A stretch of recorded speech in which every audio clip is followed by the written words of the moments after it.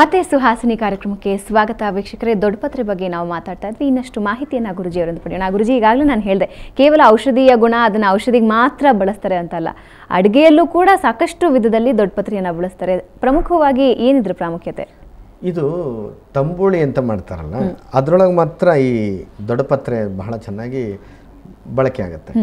ಅದರೊಳಗೂ ಈ ತೆಂಗಿನಕಾಯಿ ಸ್ವಲ್ಪ, ಹಸಿಮೆಣಸಿನಕಾಯಿ ಸ್ವಲ್ಪ, ಜೀರಿಗೆ, ಉಪ್ಪು ಇವುಗಳನ್ನು ಸೇರಿಸಿ ಬಳಸಬೇಕು. ಯಾಕೆಂತಂದರೆ ಬೇರೆ ಎಲ್ಲ ವಿಚಾರಗಳಲ್ಲೂ ಮಾತಾಡಬಲ್ಲ, ಈ ಅಡುಗೆ ವಿಚಾರದಲ್ಲಿ ಮಾತ್ರ ಸ್ವಲ್ಪ ಕಷ್ಟನೇ.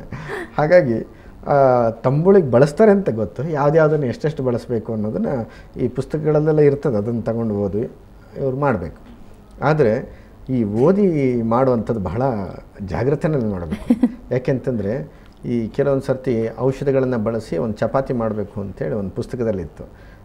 ಗೋಧಿ ಹಿಟ್ಟಿನ ಜೊತೆಯಲ್ಲಿ ಈ ಇದೇ ದೊಡ್ಡಪತ್ರೆ ಇವುಗಳನ್ನೆಲ್ಲ ಬಳಸಿ, ಸಬ್ಬಸಿಗೆಯನ್ನು ಬಳಸಿ, ಗೋಧಿ ಹಿಟ್ಟು ಅಕ್ಕಿ ಹಿಟ್ಟು ಮಿಕ್ಸ್ ಮಾಡಿ ಇದನ್ನ ಹಾಕಿ ಚೆನ್ನಾಗಿ ಕಲಸಿ 1 ಗಂಟೆ ಬಿಡಬೇಕು, ಅಥವಾ ಚೆನ್ನಾಗಿ ಕಲಸಿ ಹದವಾಗಿ ಮಾಡಿದ್ಮೇಲೆ 1 ಗಂಟೆ ಇಡಬೇಕು ಅಂತೇಳಿ ಹೇಳಿದ್ರೆ, ಒಬ್ಬಳು ಏನು ಮಾಡಿದ್ಲು, ಎಲ್ಲ ಕಲಸಿಟ್ಟು ಅದ್ರ ಮೇಲೆ 1 ಗಂಟೆ ಇಟ್ಲಂತೆ. ಅಂದರೆ ಇವ್ರು 1 ಗಂಟೆ ಇಡಬೇಕು ಅಂತ ಹೇಳಿದಾರಲ್ಲ ಅಂತ. ಹಿಟ್ಟಿನ ಮೇಲೆ ಗಂಟೆ ಇಡೋದಲ್ಲ, ಅದನ್ನು 1 ಗಂಟೆ ಬಿಡಬೇಕು. ಅದೇ ರೀತಿಯಾಗಿ ಪುಸ್ತಕದಲ್ಲೂ ಓದಿ ತಂಬುಳಿ ಮಾಡೋದಕ್ಕಿಂತಲೂ ಆ ಔಷಧದ ಏನು ಅಂಶ ಇದೆ ಅಂತ ನೋಡಿ ತಂಬುಳಿ ಮಾಡ್ತಕ್ಕಂಥದ್ದು ಒಳ್ಳೆಯದು. ಜೊತೆಗೆ ಚಟ್ನಿಗೂ ಸಮೇತ ಇದನ್ನು ಬಳಸ್ತಕ್ಕಂಥದ್ದು. ಆದರೆ ಒಂದು ಏನಂದರೆ, ಕರ್ಪೂರದ ರೀತಿಯಲ್ಲಿ ಒಂದು ವಾಸನೆ ಬರುತ್ತೆ, ಅದು ಅವರಿಗೆ ಹಿತವಾದರೆ ಇದನ್ನು ಬಳಸ್ಬೋದು. ಇಲ್ಲ ಅಂತಂದರೆ ಈ ಪೆಪರ್ಮೆಂಟ್ ಥರನೇ ಮನೆಯಲ್ಲಿ ಕೆಲವೊಂದು ಸಂದರ್ಭದಲ್ಲಿ ಈ ಹುಳಿ ಕೆಲವೊಂದು ಮಾಡ್ತೀವಲ್ಲ, ಈ ಹುಣಸೆ ಹಣ್ಣಿಂದು ಚಟ್ನಿ ಥರದಲ್ಲ, ದಪ್ಪ ಚಟ್ನಿ ಥರದ್ದು, ಅಂಥ ಸಂದರ್ಭದಲ್ಲಿ ಇದನ್ನು ಸಮೇತ ಹಾಕ್ಬೋದು. ಯಾವುದು ದೊಡ್ಡಪತ್ರೆನ ಅದನ್ನು ಹಾಕ್ಕೊಂಡು ಸುಮ್ಮನೆ ರಸನ ಸುಮ್ಮನೆ ಹಿಂಗೆ ಹೇಳ್ಕೊತ ಒಂಚೂರು ಬೆಲ್ಲ, ಒಂಚೂರು ಶುಂಠಿ, ಒಂಚೂರು ದೊಡ್ಡಪತ್ರೆ ರಸ ಚೆನ್ನಾಗಿ ಇದು ಮಾಡಿ ಹದ ಮಾಡಿ ದಪ್ಪ ಪಾಕದ ಥರ ಮಾಡಿಡಬೇಕು. 1 ಚಮಚ ತೆಗೆದು ನಕ್ಕಿ ರಸನ ಕುಡಿತಾ ಬಂದರೆ ಆ ಬಿಸಿ ಬಿಸಿ ಬಿಸಿ ಬಿಸಿ ಆಗುತ್ತೆ. ಜೊತೆಯಲ್ಲಿ ಗಂಟ್ಲು ಬಹಳ ಚೆನ್ನಾಗಿ ಬರುತ್ತೆ. ಹಾಡುವಂಥವ್ರಿಗಂತೂ ಬಹಳ ಚೆನ್ನಾಗಿ ಟೋನ್ ಸಿಕ್ಕತ್ತೆ. ಇದು ಅಲ್ಲದೆ ಕೆಲವೊಂದು ಸಂದರ್ಭದಲ್ಲಿ ಮುಖದಲ್ಲಿ ಅಲ್ಲಲ್ಲೇ ಕಲೆಗಳಾಗ್ತಕ್ಕಂಥ, ಈ ಕಪ್ಪು, ಈ ಮೂಗಿನ ಭಾಗದಲ್ಲಿ ಕಪ್ಪಾಗ್ತಕ್ಕಂಥದ್ದು, ಇಲ್ಲಿ ಕಪ್ಪಾಗಂತು, ಸುಮ್ಮನೆ ತುರ್ಕೆ ಬರುವಂಥದ್ದು ಅಥವಾ ಅಲರ್ಜಿ ಆಗ್ತಕ್ಕಂಥದ್ದು, ಇಂಥ ಸಂದರ್ಭದಲ್ಲೂ ಸಮೇತ ದೊಡ್ಡಪತ್ರೆ ಬಹಳ ಒಳ್ಳೆಯ ಔಷಧ. ಏನು ಮಾಡಬೇಕು ಅಂತಂದರೆ, ಈ ಒಂದು ಎಲೆಯನ್ನು ಮುರ್ಕೊಂಬಿಟ್ಟು ಇಲ್ಲಿ ಕಪ್ಪಿದೆ ಅಂತ ಇಟ್ಕೊಳ್ಳಿ, ಅಥವಾ ತುರ್ಕೆ ಇದೆ ಅಂತ ಇಟ್ಕೊಳ್ಳಿ, ಆ ಎಲೆಯನ್ನು ಹೀಗೆ ಸುಮ್ಮನೆ ಹೀಗೆ ರಬ್ ಮಾಡ್ತಾ ಇದ್ರೆ ಸಾಕು, ಅಥವಾ ಸುಮ್ಮನೆ ಹಿಂಡಿಬಿಟ್ಟು ಇಲ್ಲಿ ಹಚ್ಕೊಳ್ತಾ ಇದ್ರೆ ಸಾಕಾಗುತ್ತೆ.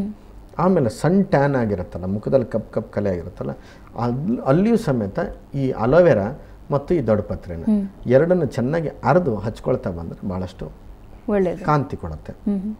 ಆಮೇಲೆ ಕೇವಲ ದೊಡ್ಡಪತ್ರೆ ರಸವನ್ನೇ, ಎಲೆಯನ್ನೇ ಚೆನ್ನಾಗಿ ರುಬ್ಬಿ ಮುಖಕ್ಕೆ ಲೇಪವನ್ನು ಹಾಕ್ಕೊಂಡು 1 ಅರ್ಧ ಗಂಟೆ ಬಿಟ್ಟು ವಾಶ್ ಮಾಡ್ತಾ ಬಂದರೆ ಅಲ್ಲಲ್ಲಿ ಆಗ್ತಕ್ಕಂಥ ಕಲೆಗಳು ಜೊತೆಯಲ್ಲೇ ಮೊಡವೆಗಳು ಇದು ಸಮೇತ ಕಡಿಮೆ ಆಗುತ್ತೆ.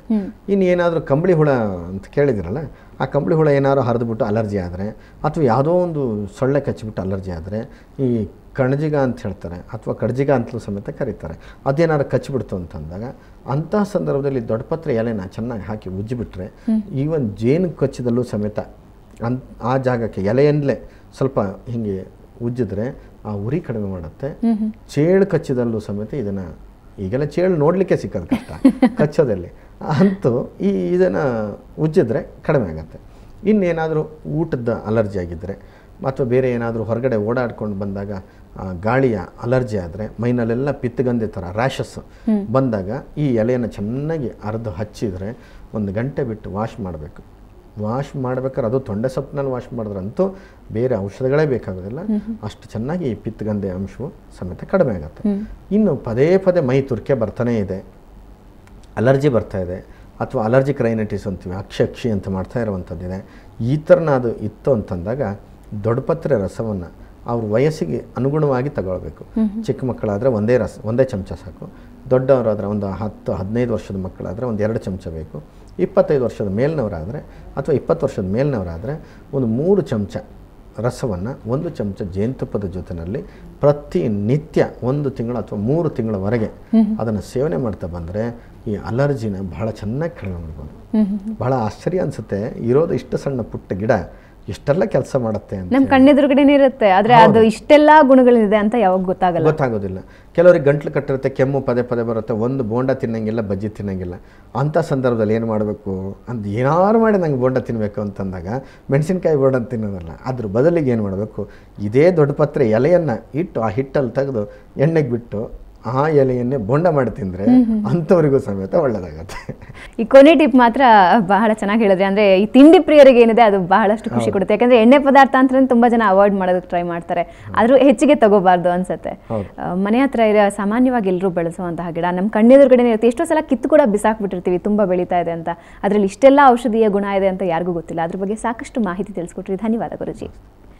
ಸೊ ವೀಕ್ಷಕರೇ, ನೋಡಿದ್ರಲ್ಲ, ಪ್ರತಿಯೊಂದು ಮನೆಯಲ್ಲೂ ಒಂದು ದೊಡ್ಡಪತ್ರೆ ಬೆಳೆಸ್ಕೊಳ್ಳೋದ್ರಿಂದ ಈ ಎಲ್ಲ ಸಮಸ್ಯೆಗಳಿಂದ ಅದರಿಂದ ನೀವು ಪರಿಹಾರ ಪಡ್ಕೋಬಹುದು. ಇದು ಇವತ್ತಿನ ಸುಹಾಸಿನಿ. ಕ್ಷಣ ಕ್ಷಣದ ಸುದ್ದಿಗಾಗಿ ನೋಡ್ತಾ ಇರಿ ಸುವರ್ಣ ನ್ಯೂಸ್ 24/7.